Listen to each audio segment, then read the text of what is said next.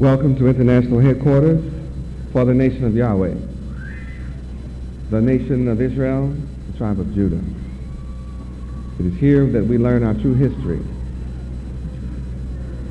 that Hebrew is our language, Hebrew is our culture, Hebrew is our history. The King James Version of the Bible contains our history from Genesis through Revelation.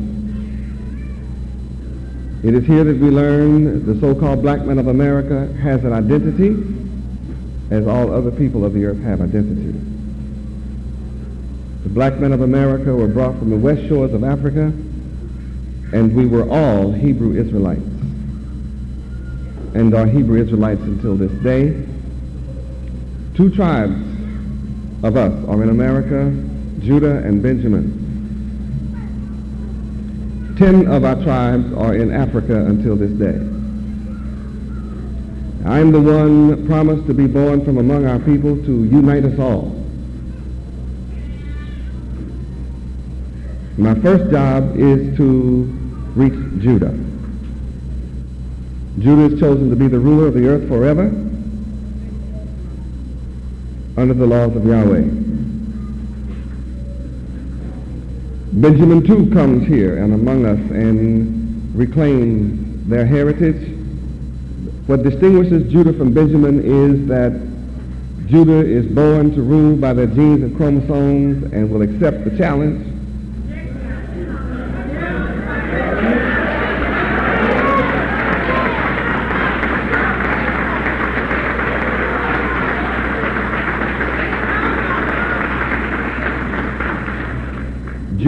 Judah is the one chosen to be the ruler, so it's in our genes and chromosomes to hear my voice and hear my call. Benjamin comes also because they too will rule with us, but they don't want the responsibility of rulership. And that's all right with the rest of us who accept the responsibility. That's what distinguishes us. And we're going to rule over all nations. No matter who's ruling today, no matter how powerful they look to you, I'm here to raise you from the bottom to the top. And it's not a temporary work. It's permanent.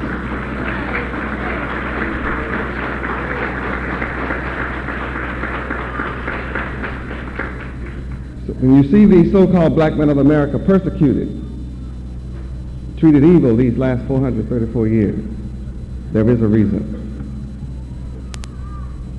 And the reason is not because other nations are more powerful than we. It is that we became weak when we turned from the laws of Yahweh. Whatever you see as a problem in the so-called black community of America, the reason for those problems is that our people have not accepted the laws of Yahweh to live by. We that are accepting the laws of Yahweh, beginning to live by them, we are blessed. And the world has to admit that we are blessed. We are becoming all of those things that our people can be proud of. Regardless of what my enemies may say against me or around me, I'm still accomplishing a miraculous work in founding the nation of Yahweh. How do you know when one is a member of the nation of Yahweh, a part of the nation of Yahweh? It certainly is not because one wears white. Like everything on the planet, there are those who will mimic you, imitate you, put on clothes to look like you, but the clothes don't make the man. Your character determines who you are. Those who are part of the nation of Yahweh are those who keep the law.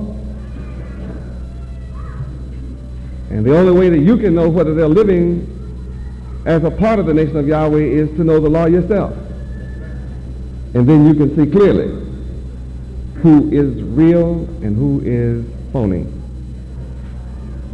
I let both come, but one day I'll finish separating the two.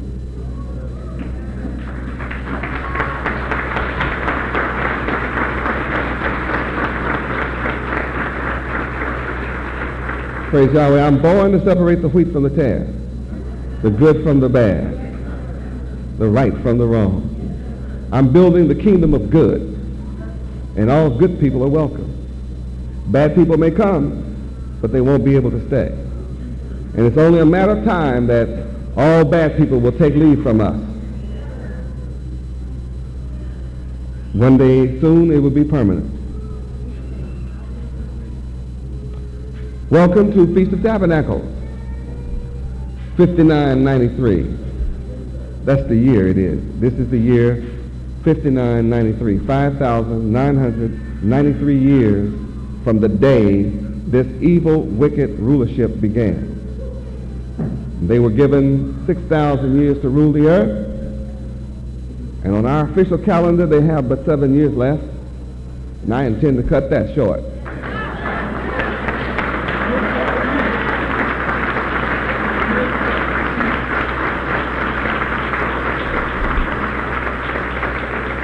Praise Yahweh. And all of you who think you have 7 years to do wicked, all of you wicked ones who say, oh, I have 7 years to do wicked and evil, you're making a tragic mistake.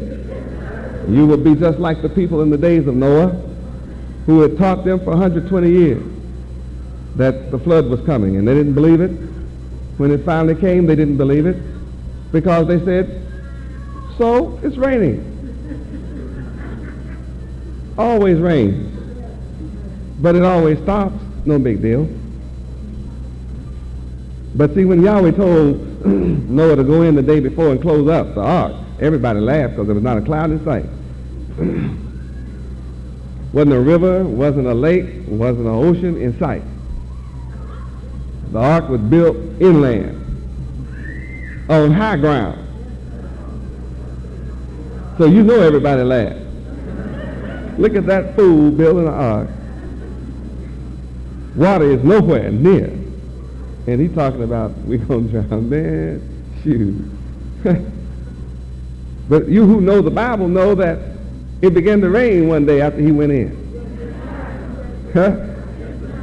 And it didn't stop until 40 days and 40 nights were finished. And by that time, the only thing living was inside the ark, except some real healthy fish. The flood was so terrible that it even killed fish.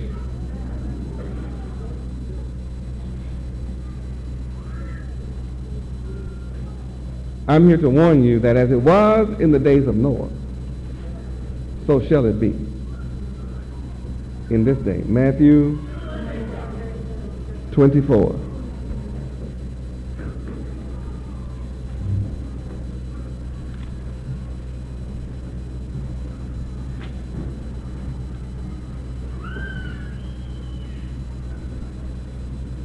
Matthew chapter 24, beginning at verse 37.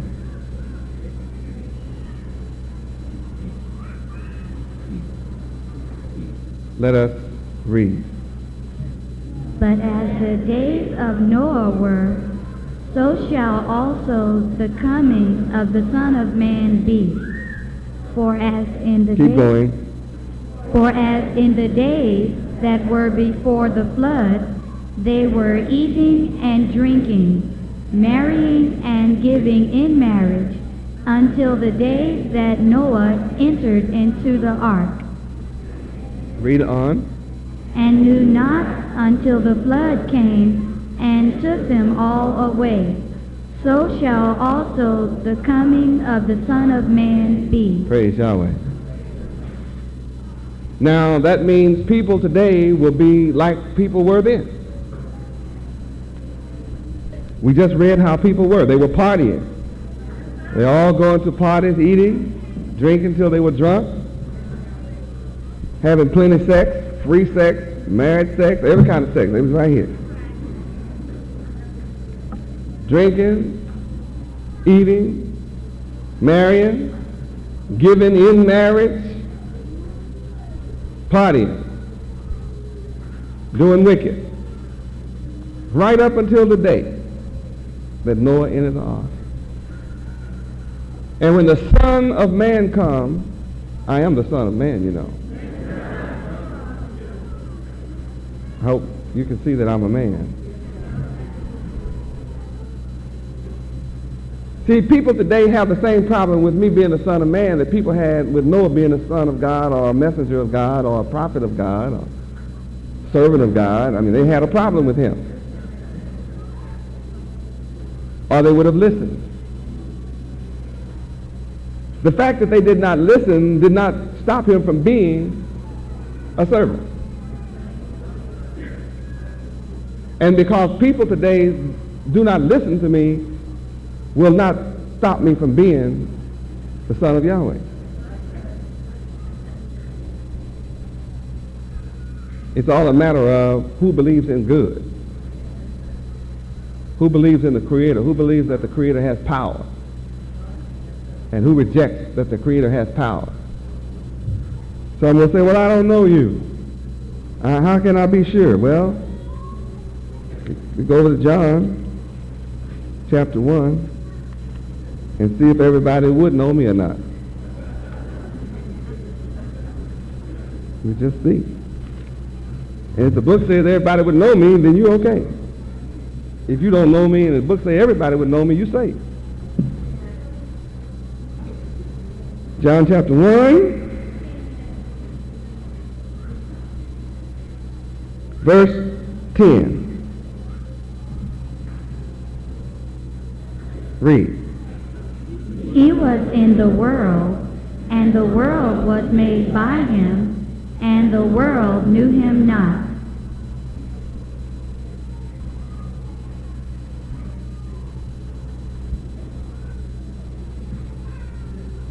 Here I am, the Son of Man. I made the world.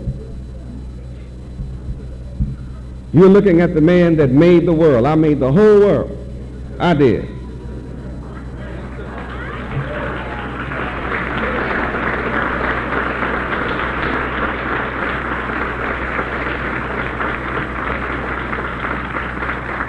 Now let's be logical. If your wicked mind tells you that I could not possibly have made the world because I was born into the world, then you had to give up the man 1900 years ago, long ago. Because until my coming, you say you believe somebody 1900 years ago was born as a son of God. What do you want to do? Say he can't do it twice? You want to say God can't do it twice? Let's be logical. You say you believe the man 1900 years ago was the Son of God. He was born. You believe it today and you weren't there.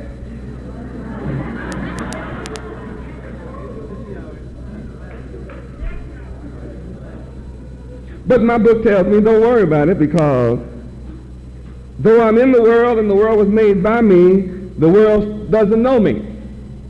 The book says that's the way it would be.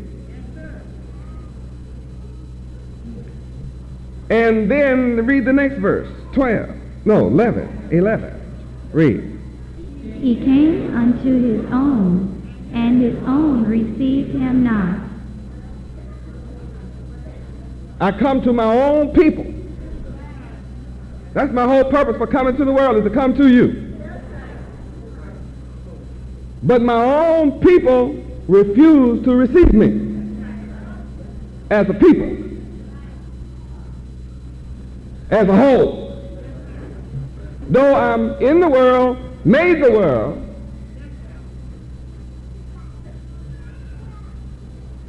the world has been deceived by Satan not to know me when I come.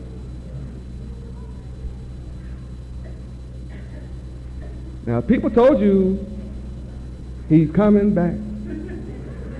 He's coming back.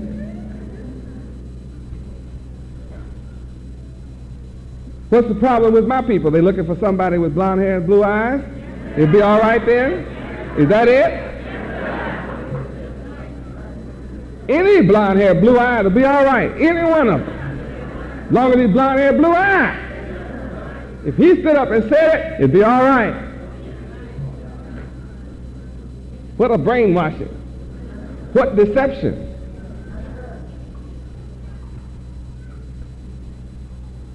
I challenge you to go to your library. I challenge you to go to a book publishing company. I challenge you to go. I want you to go to a Christian bookstore and pull out all the different Bibles published by different companies. Make sure you get a Bible published by a different company. And then compare the pictures of the one they say is. And every picture's different. Every one of them look different.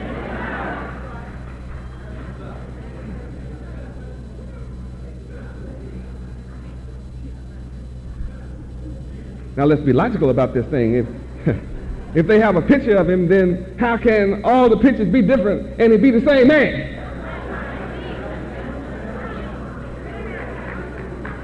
I'm talking to logical people. You who are illogical, I don't care what you think anyway, because you're impossible.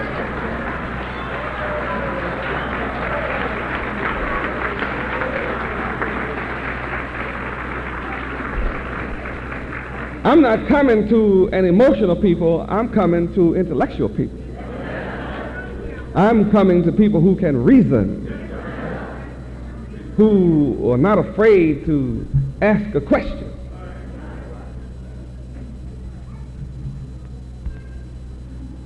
Some of my people have had trouble when I say, Yahweh is great, good, terrible, and black. He's almighty.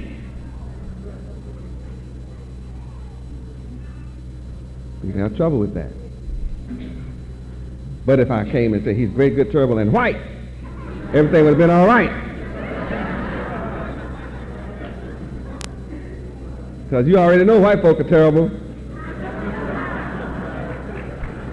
Let's be logical now. Don't. You can't shut down on me and say you're logical. See, if you're logical, you have to keep your mind open because I'm asking penetrating questions. It's just logical.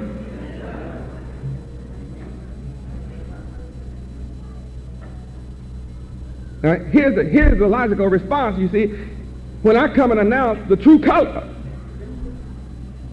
of God, it's in conflict with the picture that's up in your church. But if you take a picture of the pictures in the churches, all of them are different. So how can it be the same man when all of them are different? I went around to all the churches, so I know. I've compared the pictures, so I know. You do it for yourself and see.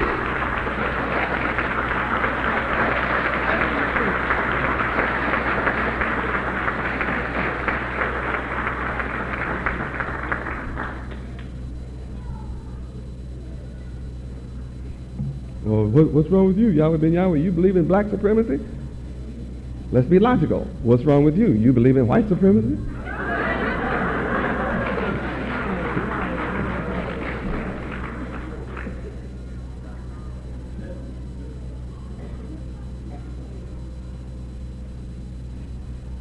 I know my answer to whether I believe in black supremacy or not will be shocking to you. No, I don't believe in black supremacy, though God is black. But neither do I believe in white supremacy. Even if you do, I don't.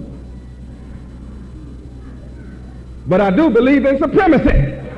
I believe in being supreme. And I teach my disciples and followers to be superior. We must be superior because God is supreme. And to be his children requires you to be superior like he is.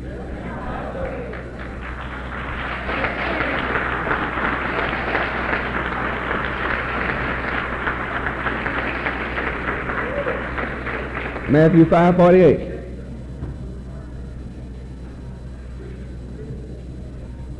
There ain't nobody perfect. Well, if you want to go to heaven, you better hurry up and get to be. You're going straight to hell unless you hurry up and turn perfect. You can't be just almost perfect. You're going to have to be perfect. Because, see, the man you say you believe in 1900 years ago said it. If he didn't say it, I'm saying it. I wrote it, I'm saying it. Matthew 5:48. You're doomed to hell unless you're perfect. Read. Be ye therefore perfect, even as your Father, which is in heaven, is perfect. So your father is not the man you thought is your father. Some of our people don't know who to think their father is anyway. never saw him. See whether he was good or bad. But your true Father is Yahweh, and he's in heaven, and he's perfect. And you're required to be just like him.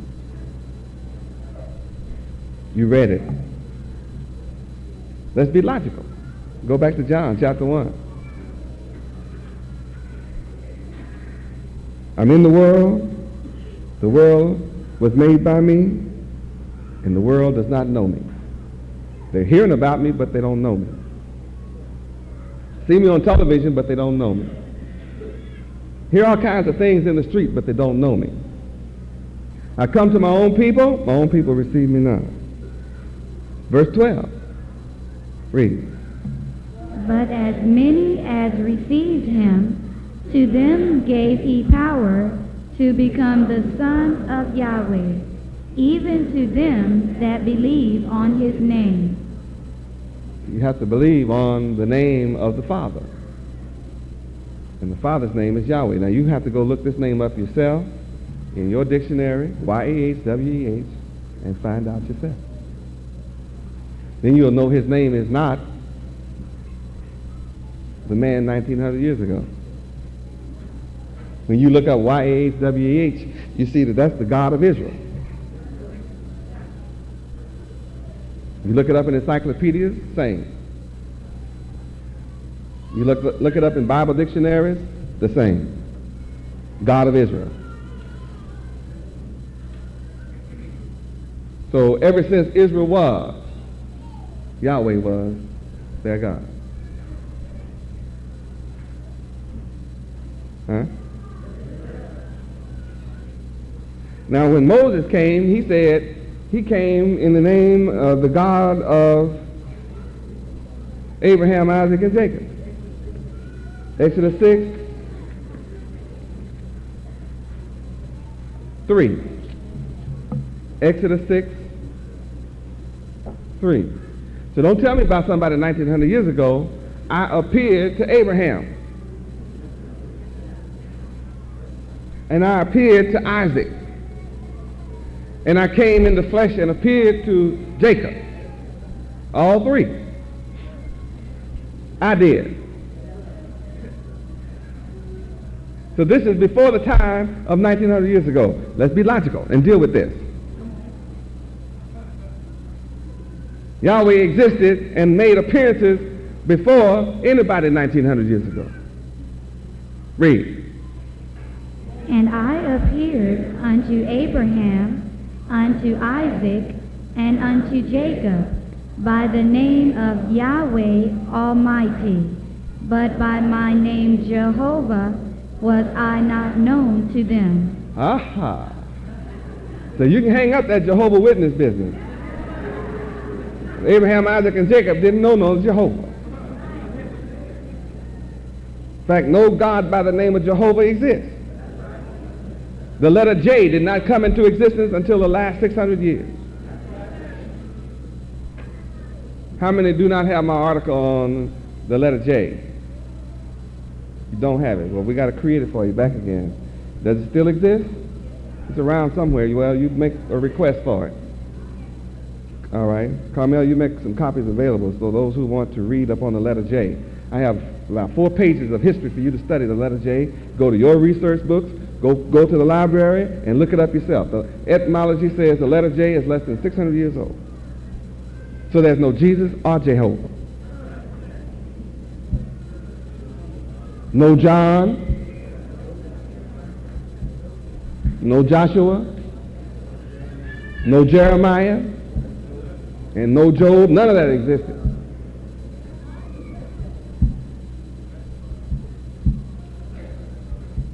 You will go running back in history trying to find somebody named Jeremiah, Joshua, and Job. You'll be lost. John, you can't. They never did exist by those names.